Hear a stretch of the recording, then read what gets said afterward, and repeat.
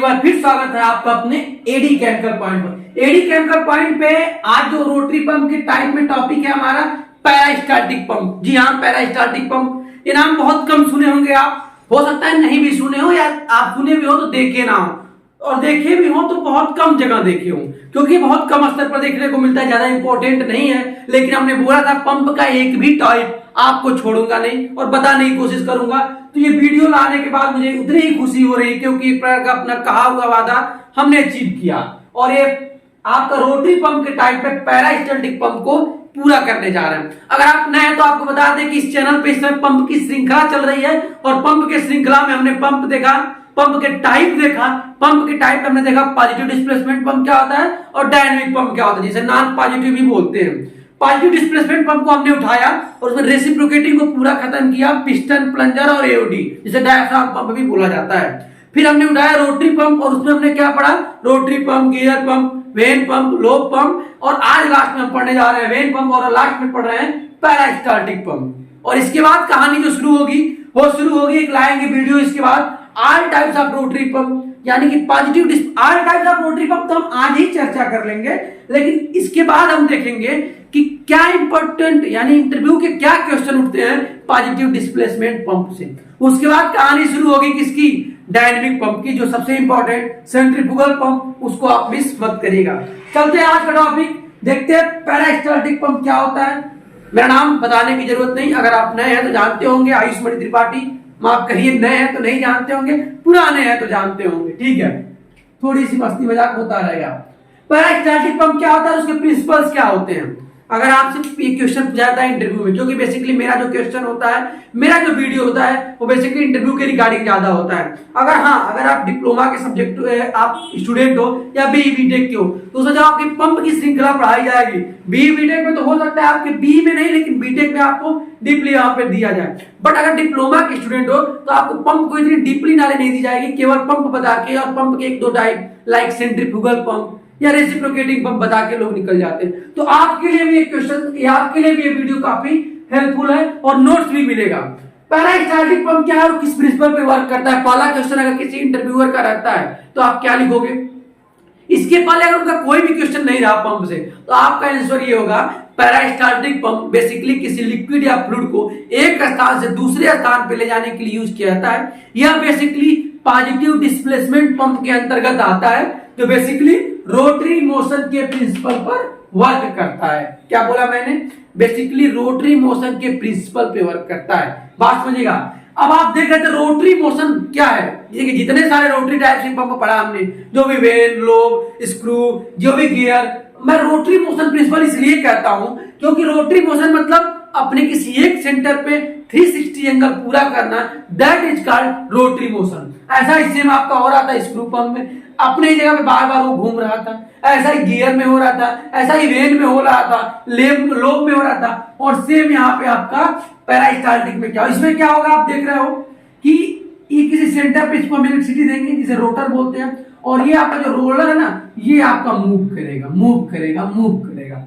आई बात समझ में, इसीलिए बोलेंगे कि रोटरी मोशन के प्रिंसिपल पे वर्क करता है। और प्रिंसिपल क्यों इसलिए बोलते हैं, प्रिंसिपल इसलिए बोलते हैं जिसकी वजह से इसके अंदर अभी क्या होगा, रोटरी मोशन की वजह से ये क्या होगा, वैक्यूम बनाता है। जितने सारे रोटरी मोशन है आप पंप पढ़ोगे, उस रोटरी मोशन की ही वजह से उसके अंदर वैक्यूम बनता है। आई बात समझ, इसलिए उसी प्रिंसिपल पे वर्क करता है।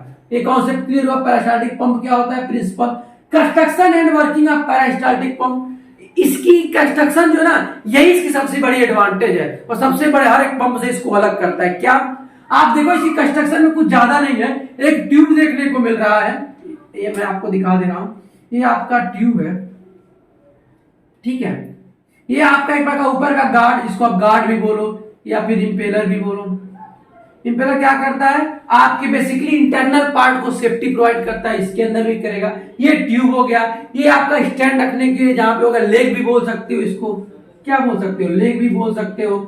ये आपका इनलेट, ये आपका आउटलेट, ये आपका रोटर और ये आपका रोलर्स, ठीक है। और ये आपका इसको हॉस पाइप भी बोलते हैं, हॉस भी बोलते हैं, जो भी होगा। ये रहा कंस्ट्रक्शन। आप देख रहे हो ना, इसमें कहीं ज्यादा कॉम्प्लिकेटेड डिजाइन नहीं है, इसकी जो डिजाइन है ना वो ज्यादा कॉम्प्लिकेटेड नहीं, ऐसा नहीं कि इसमें सील है, ग्लैंड है या फिर आपका कोई भी ऐसे ब्लेड है, ये सारी चीजें नहीं देखने को मिल रही है। तो ये आपका एक प्रकार का एडवांटेज हो जाएगा जो भी हम चर्चाएं करेंगे। तो ये इसका आपका कंस्ट्रक्शन हो गया। वर्किंग कैसे करता है आप ये देखिए, वर्किंग जैसा कि आप ये देखो, आपको वीडियो भी यहाँ दिखाई जा रही है, उससे भी समझने की कोशिश करिए। अगर ये वीडियो ना समझ में आए तो मैं बता रहा हूँ, इसको देखिए। इसमें क्या होता है, हम इलेक्ट्रिसिटी देते हैं इस सॉफ्ट में, क्या देते हैं इसमें, तो ये आपका घूमता है और ये इससे जुड़ा होता है, समझिए ऐसे जुड़ा होता है, क्या होता है, जुड़ा होता है। तो जब ये मूव करता है ना तो ये ट्यूब को दबा देता है, समझिए ऐसे, जैसे ट्यूब को यहाँ दबाया, अब दबाने की वजह से यहाँ पर low zone pressure, low pressure zone create हुआ, और जैसे लो प्रेशर जोन क्रिएट होगा ये लिक्विड को तुरंत अपनी ओर खींच लेगा, और जैसे जो लिक्विड को यहाँ खींचा, जैसे ये लिक्विड यहाँ आया, फिर ये लिक्विड को यहाँ पुश कर देगा, फिर अगला लिक्विड आ जाएगा, फिर ये बार बार राउंड होने की वजह से, मान लो जो लिक्विड हमने ये आप जो देख रहे हो ना, ये आपका रोलर, ये यहाँ पे दबाया तो यहाँ पे ट्यूब की नली दबी, ट्यूब की नली दबी, तुरंत अगला लिक्विड आगे आ गया, और ये वाला जो रोलर आया, ये वाला एंगल ना, ये वाला, ये आएगा और यहाँ पे लिक्विड को आगे ढकेल देगा, फिर अगले लिक्विड को ले लेगा, फिर ये अगला राउंड आएगा, इसको ऐसे पुश करेगा, और इस वजह से हमारा लिक्विड क्या होगा, या फ्लूइड आउट हो जाएगा, क्या होगा, निकल जाएगा, आई बार डिस्चार्ज हो जाएगा। ये इसका सिंपल सा वर्किंग है, ज्यादा कोई कॉम्प्लिकेटेड नहीं है। अब देखते हैं advantage and disadvantage of peristaltic pump क्या होता है। सबसे बड़ा एडवांटेज मैंने बताया, कोई इसमें आपका ग्लैंड नहीं, कोई सील नहीं, सबसे बड़ा इसका एडवांटेज यानी मेंटेनेंस कॉस्ट बचा। इसकी क्लीनिंग हमको आसानी आती है, अगर ट्यूब में कुछ हमारा चिपक गया तो आसानी से हम ट्यूब में क्या गया तो निकाल के या पानी के प्रेशर से हम ट्यूब की सफाई कर सकते हैं, दूसरा बड़ा एडवांटेज हो गया। तीसरा सबसे बड़ा एडवांटेज अगर देखें आपको इसमें क्या देखने को मिलेगा, तीसरा सबसे बड़ा एडवांटेज है कोरोजिव केमिकल को आसानी से हैंडल कर लेंगे।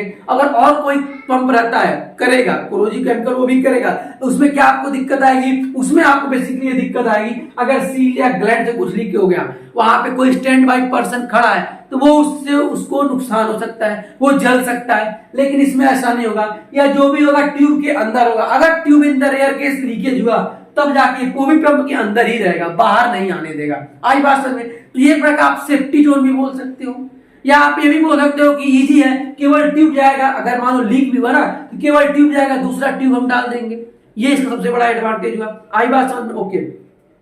मेंटेनेंस का तो मैंने बताया ही, क्लीनिंग इसका आसान होता है बताया, सारे पंप के कंपेयर में सस्ता भी पड़ेगा क्योंकि इसमें कोई ऐसे पार्ट नहीं है ना जो आपको कॉस्टली पड़े, ये इसका सबसे बड़ा एडवांटेज हुआ।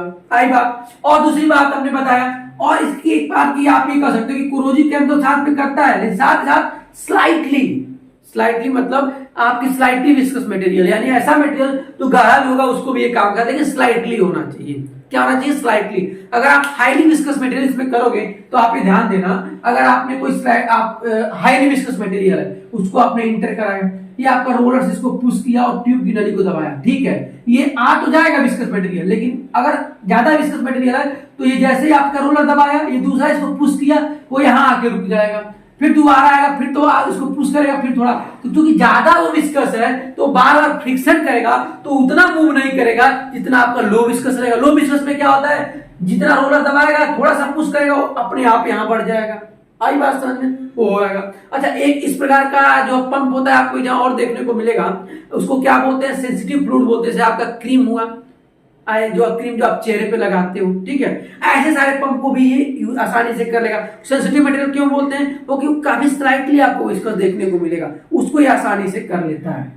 डिसएडवांटेज आप पेरास्टाल्टिक पंप करें, किसकी डिसएडवांटेज क्या है, इसकी डिसएडवांटेज आप ये कह सकते हो कि हाईली विस्कस मटेरियल के लिए ये उतना परफेक्ट नहीं होता है। आई बात समझ में। दूसरा अगर डिसएडवांटेज की बात करें क्या होगा, दूसरा डिसएडवांटेज का ये होगा, आपको देखने को मिलेगा जैसे कि इसकी ट्यूब, आप जो मेंटेनेंस में आप देखोगे तो इसकी ट्यूब ही बार बार डैमेज होगी और कुछ डैमेज नहीं होगा, तो एक बार ट्यूब एक बार का डिसएडवांटेज हो सकता है। आई बात समझ में, ये इसका डिसएडवांटेज हो सकता है, किसका, पेरास्टाल्टिक पंप का। तीसरा, बार बार अगर ट्यूब क्या है इसमें यूज में लाया जाए तो इस ट्यूब की डिजाइनिंग इस प्रकार से रखनी है आपको कि ये जब बार बार इसके ऊपर रोलर जाए तो जब क्या होगा, इसके अंदर क्या होगा, एक प्रकार फैला आएगा, एक्सटेंड होगा, तो उस डिजाइनिंग से किया कि जब एक्सटेंड हो तो उसकी डिजाइनिंग पे कोई असर ना हो। ऐसा ना हो कि बिल्कुल आपने सटीक मेजरमेंट करके ट्यूब को डाला है और जब एक्सटेंड कर रहा है ना तो ये ट्यूब बाहर जाएगा, फिर रोलर का उस पर डैमेज हो जाएगा, रोलर की जो डिजाइनिंग है, जो रोलर उस पर फोर्स रहेगा वो बराबर नहीं हो। तो इसकी डिजाइनिंग बहुत ध्यान से रखनी पड़ेगी कि ट्यूब की जो स्टैंड हो उस पर उसका कोई असर ना हो। अब देखते हैं एप्लीकेशन ऑफ पेरिस्टाल्टिक पंप क्या होता है। देखो सबसे बड़ा एडवांटेज मैंने आपको बताया कि ऐसे फ्लूइड जो सेंसिटिव फ्लूइड हो, जैसे क्रीम हुआ, आपके चेहरे पर लगाने वाले जितने सारे शैम्पू हुए, उनको आसान से कैरी करने के लिए इसका यूज किया जाता है। ठीक है। दूसरा, आप मेडिकल इंडस्ट्री में इसका सबसे ज्यादा यूज देखने को मिलेगा। फार्मास्यूटिकल इंडस्ट्री में क्या होता है, अगर किसी और पंप से हम कराते हैं तो उसमें मेटल होगा, मेटल से वो रिएक्ट करके हो सकता है कि वो कोई रिएक्ट करके तीसरा कोई कंपाउंड बना दे, क्योंकि मेटल साथ रिएक्ट करेगा। मेटल में डिफरेंट टाइप के आपके एलॉय होते हैं। ठीक है। लेकिन इसमें नहीं, इसमें क्या हॉस पाइप है, पाइप के अंदर कोई रिएक्शन नहीं होगा, आराम से जिस केमिकल को हमको ले जाना है ले जाएंगे। तो केमिकल इंडस्ट्री में कम, लेकिन हाँ फार्मास्यूटिकल इंडस्ट्री में आपको सारा इसका यूज देखने को मिलेगा। मेडिकल इंडस्ट्री में भी आपको, जैसे मेडिकल मतलब मेरे कहने का मतलब है जहाँ पे दवाएं कम, जैसे मतलब इतनी बड़ी प्लांट ना हो, लेकिन छोटे स्तर पे अगर मेडिकल का प्लांट है वहां पे भी देखने को मिलेगा। छोटे स्तर पे इसका यूज ज्यादा देखने को आपको मिलेगा as to compare other pump के। तो ये इसका आपका एप्लीकेशन हो सकता है। अब देखते हैं difference between all types of rotary pump, यानी कि screw pump, when pump, lobe pump, gear pump, ये सारे आपको प्रोग्रेसिव कैपेसिटिव पंप या पेरिस्टाल्टिक पंप में क्या डिफरेंस है। आइए देखते हैं क्या है। ये रहे आपके आल types of difference between rotary pumps. कौन सा? Lobe pump, peristaltic pump, when pump, gear pump और स्क्रू पंप। देखिए अभी तक अगर आप वीडियो नहीं देखे हैं, ये सारे के lobe, peristaltic, vane, gear, screw, no doubt कोई दिक्कत नहीं। अगर आप थोड़ा मोड़ा जानते हैं इसके बारे में कोई बात नहीं। अगर आप ये डिफरेंस समझ जाते हैं ना, तो आप सारे पंप का, क्योंकि आपको पंप की नॉलेज है, तो आप अगर डिफरेंस देख लेते हैं तो आपका एक बार रिसाइकिल हो जाता है कौन सी पंप किस चीज का होता है। मैंने क्या रेंज पकड़ा है, कौन सी viscosity, flow rate, pressure, solid handling, यानी सॉलिड मटेरियल को, यानी हाई विस्कस जिसको बोल सकते हो, एब्रेसिव बोल सकते हो, उसको ले जाने की क्षमता किसके अंदर ज्यादा होती है। और प्राइमिंग एबिलिटी, मतलब पंप चालू किया बिना पानी डाले, अपने आप वो पंप चालू हो जाए, मतलब सक्शन ना पकड़ाना पड़े। बात समझ, उसका सक्शन छोड़े ना, इस प्रकार का बेसिकली जो आप जब देखते हो रोटरी पंप पकड़ते हो तो उसमें क्या है बेसिकली, अगर रोटरी पंप छोड़ दो, बेसिकली आप जब पॉजिटिव डिस्प्लेसमेंट पंप करते हो ना, उसमें प्राइमिंग एबिलिटी रहती ही रहती है। एक दो पंप में आपको नहीं देखने को मिलेगा, लेकिन 95% आपको प्राइमिंग एबिलिटी देखने को मिलेगी। देखिए विस्कोसिटी, अगर लोब पंप की बात करें तो 5500 सीएसटी के आसपास होती है, पेरिस्टाल्टिक में सेम 5500 होगा, वेन पंप में आपको कम हो जाता है 1000 के आसपास, लेकिन गियर में फिर आपको 5500 देखने को मिलेगा, और स्क्रू पंप में थोड़ा ज्यादा मिलेगा। किसके कंपेयर में? वेन पंप के 1500। यानी अगर बात करोगे विस्कोसिटी की ना सबसे ज्यादा, तो lobe pump, peristaltic pump, gear pump देखने को मिलेगा। ओके। अगर फ्लो रेट की बात करोगे तो lobe pump 300 metre cube per hour, peristaltic 72 metre cube per hour, और वेन पंप आपका 100 क्यूब मीटर पर आवर, और गियर पंप 200, और सबसे ज्यादा जो आपको देखने को मिलेगा स्क्रू पंप का 1200 मीटर क्यूब पर आवर। ठीक है। प्रेशर आप ले सकते हो, सबसे ज्यादा आपको किसमें देखने को मिलेगा? आपको स्क्रू पंप में, उसके बाद गियर पंप में, उसके बाद आपका वेन, आपका पेरिस्टाल्टिक में, तब जाके वेन में, और उसके बाद जाके लोब में। आई बात। सॉलिड हैंडलिंग एबिलिटी, यानी हाई विस्कस मटेरियल को ले जाने की क्षमता किसके अंदर ज्यादा होती है? हाईली विस्कस बोले, एब्रेसिव फ्लूइड बोले, आप कहते हो हाई विदाउट डैमेज। हाई तो है और बिना किसी डैमेज के, ऐसा नहीं कि हाई ले गया फिर इसके इंटरनल पार्ट डैमेज हो गए, ऐसा नहीं है, यानी ये है।